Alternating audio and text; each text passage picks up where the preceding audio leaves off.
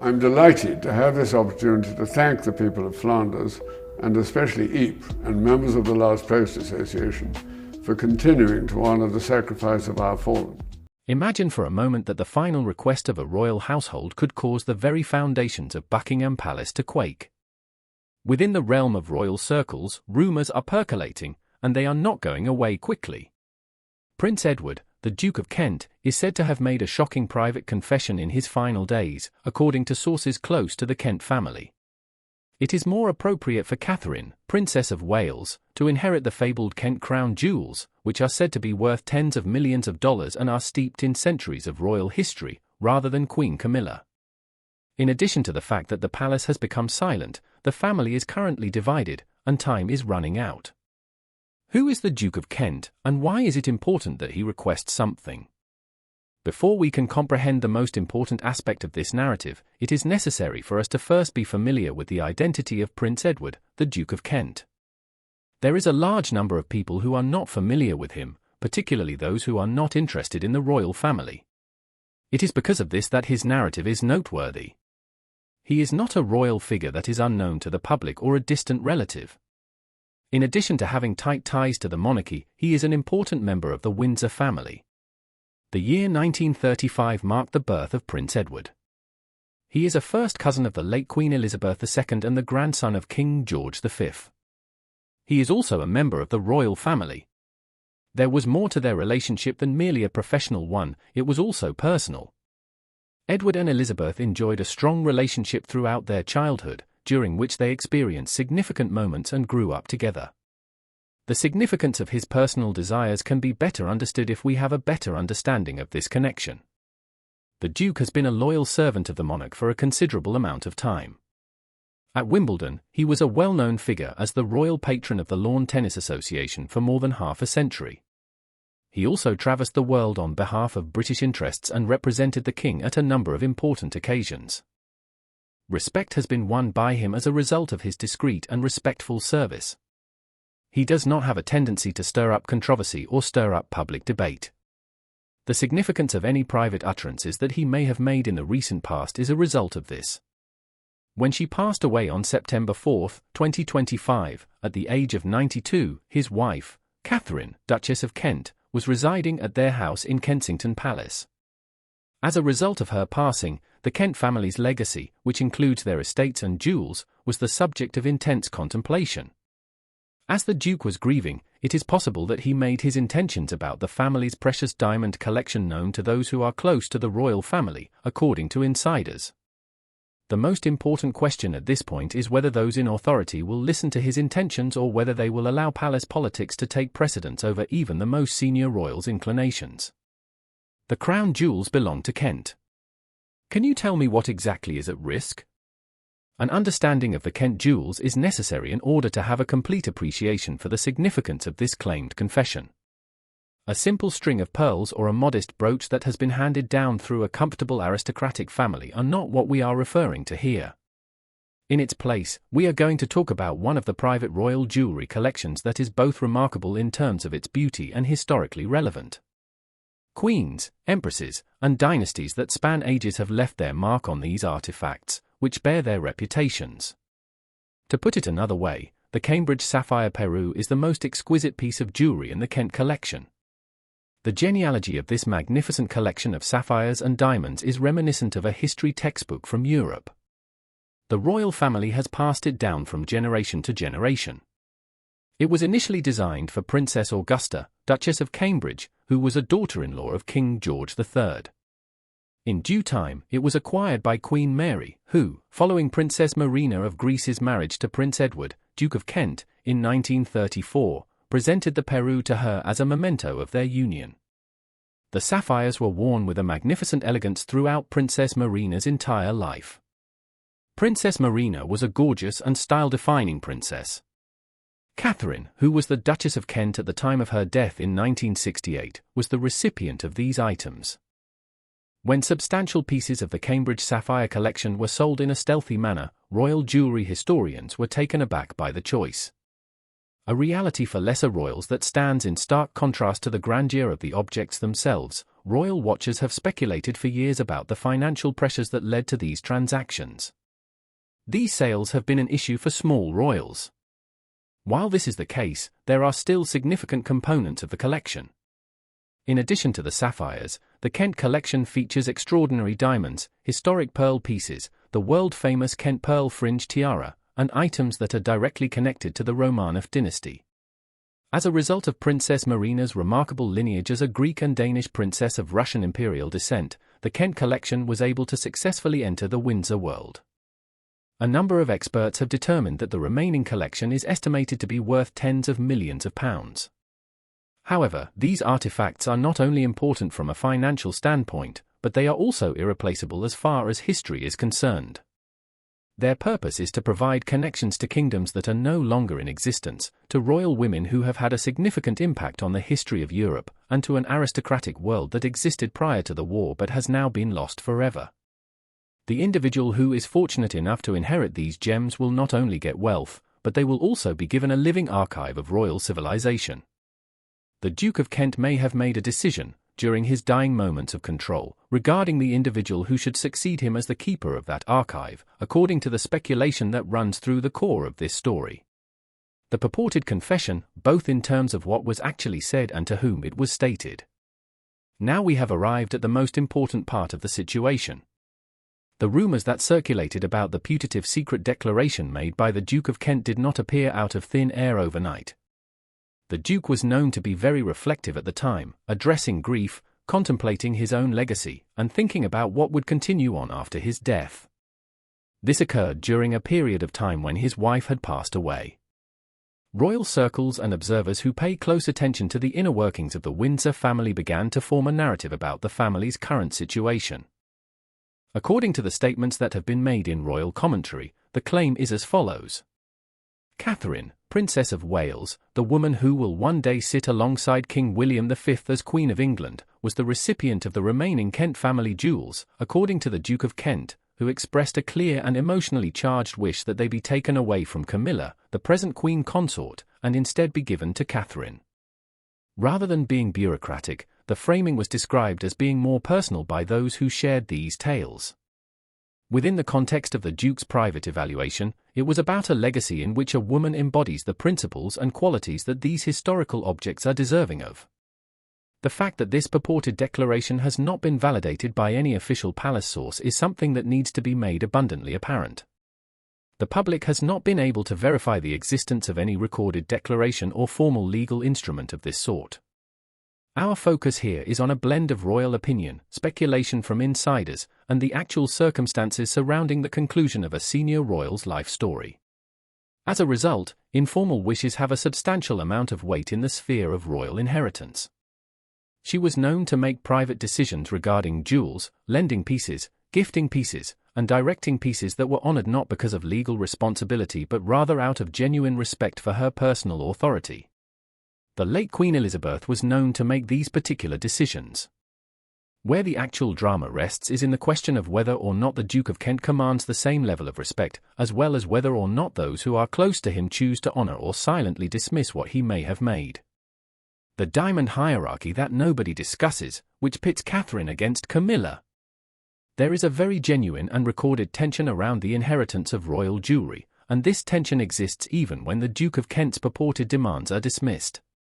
By gaining an understanding of this dynamic, one can obtain a better understanding of why conjecture about it resonates so powerfully with royal aficionados all across the world.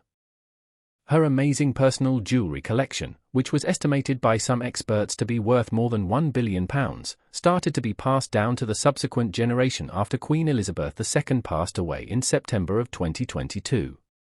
Immediately, the hierarchy that existed inside this process became apparent. Camilla, in her capacity as Queen Consort, was the first person to have access to the collection.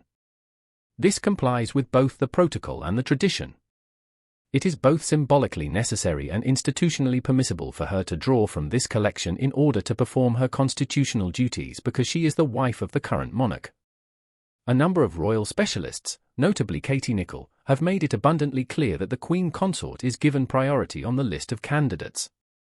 Immediately after her comes the Princess of Wales, and then everyone else follows after that.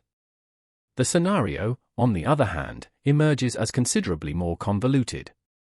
Catherine, who is accustomed to wearing antique royal jewels with grace and significance, will one day become queen. She is much adored by the British public and is known for her ability to do so. Nevertheless, she has been forced to navigate a system that allows Camilla to take precedence over her.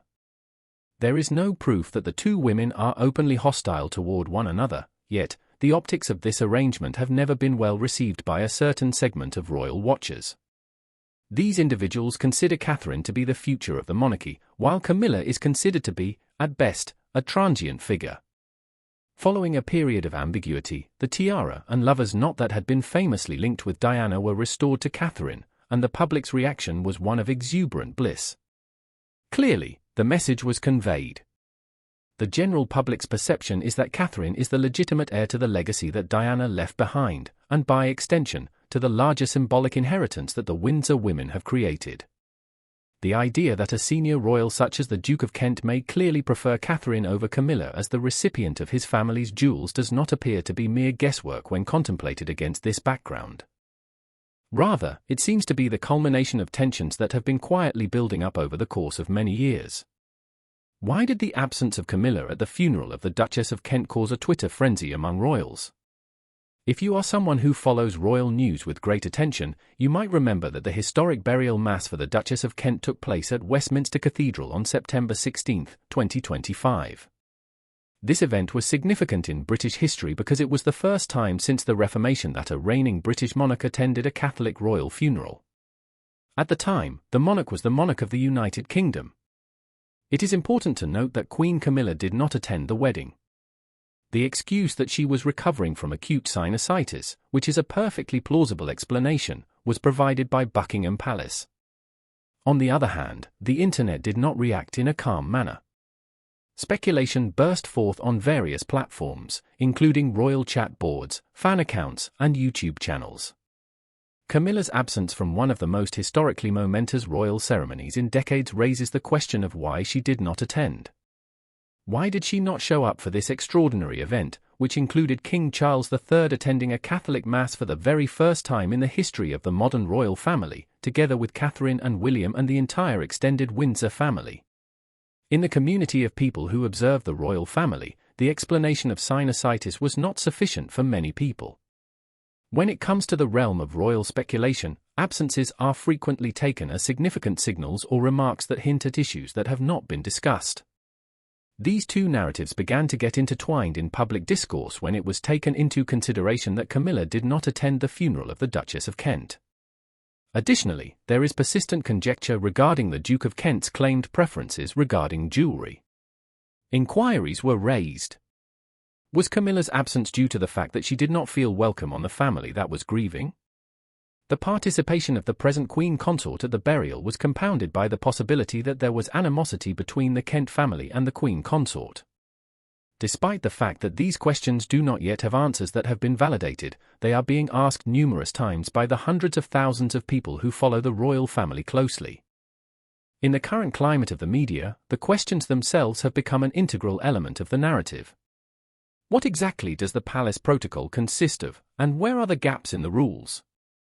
This tale is fascinating due to the fact that royal inheritance, particularly in the case of individual jewelry rather than the crown jewels, can be rather problematic. In the areas that are not apparent, the Duke of Kent's wishes, if they are present, could be acknowledged or ignored, depending on the circumstances. Not a single person can claim ownership of the crown jewels, which include the imperial state crown, the orb, and the scepter. These items belong to the nation. They do not pass down in the typical manner to anyone. Private jewelry collections belonging to members of the royal family, on the other hand, are distinct. In addition to becoming a part of private wills or family agreements, these items can be acquired through purchases, gifts, or inheritances. In addition, the informal authority of family members is a significant factor. Queen Elizabeth II frequently used informal avenues, such as a private letter or a conversation, to convey her wishes on the distribution of her jewelry. Her wishes were honored by others around her because of her position. As the most senior member of the Windsor family, the Duke of Kent is the one who continues to observe this custom. In the event that he has a distinct desire, even if it is not documented in a formal manner, it carries a great deal of weight within the family.